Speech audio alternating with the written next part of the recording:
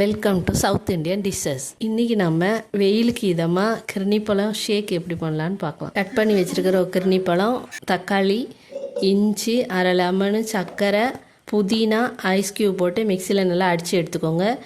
உங்களுக்கு தேவைன்னா மிளகுத்தூளும் உப்பு சேர்த்திங்கன்னா இன்னும் சுவையாக இருக்கும்.